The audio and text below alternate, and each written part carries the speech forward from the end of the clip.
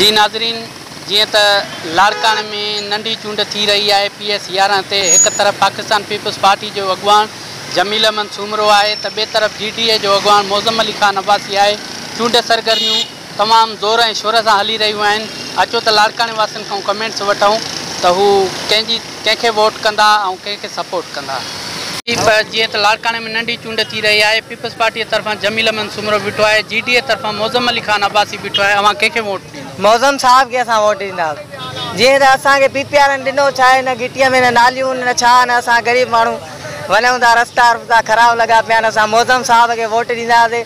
जीअं मौज़म साहब वोट ॾींदासीं बेनज़ीर खे, पीपल्स पार्टी खे। हा वाह, हक़ उन जो आहे। ॿुधी असां सिंधी जेके आहियूं त असां उन जा आहियूं। भुटे साहब खां वठी भुटो साहब जॾहिं सदर हुई हुयो, उन खां पोइ थियो भुटो साहब, सो हक़ उन जो असां वोट उन खे ॾींदासीं। तरफ़ां जमील सूमरे के कैंडिडेट मुक़रर कयो आहे, GTA तरफ़ां मौज़म अली खान अब्बासी खे। अवां कंहिंखे वोट कंदो? अदा दरअसल ॻाल्हि इहा आहे, जेके बि ॿाहिरि मुल्कनि वारा वोट वठी विया आहिनि उन्हनि पाकिस्तान जे लाइ सहूलियत काई बि न कई आहे। छो त हाणे जेके जवान इलेक्शन में बीठा आहिनि त उन्हनि जो बि हक़ आहे।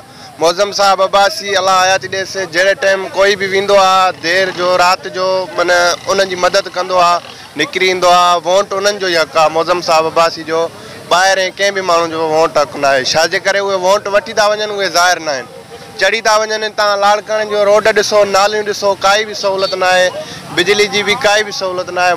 वोट मौज़म साहब अब्बासी जो हक़ आहे, ॿिए कंहिंजो बि हक़ न आहे।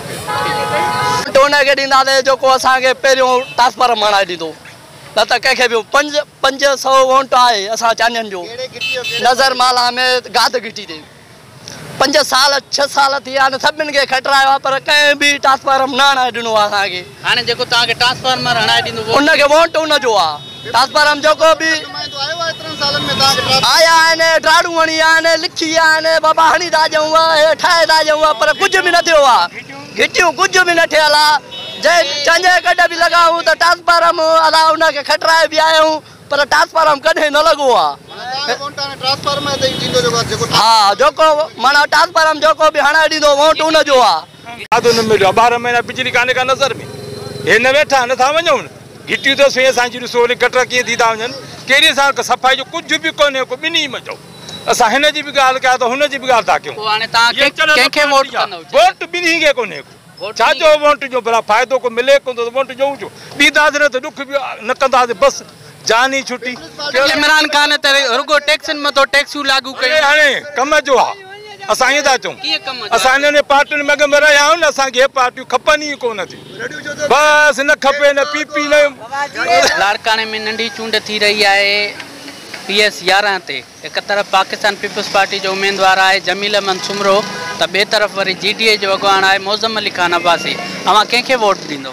बाबा 11 साल PP जी हुकूमत रही त तव्हां ॾिसो لاڙڪاڻي शहर खे नज़र करे त घिटियूं, रस्ता गंद किन लॻा पिया आहिनि। जेकॾहिं भंगीअ खे सफ़ाई लाइ चइजो त ॾोकड़ ॾे, सम्झे जे असां इहो। तव्हां कंहिंखे वोट कंदव? साईं असां वोट जेको आहे मौज़म साहब अब्बासी खे कंदासीं।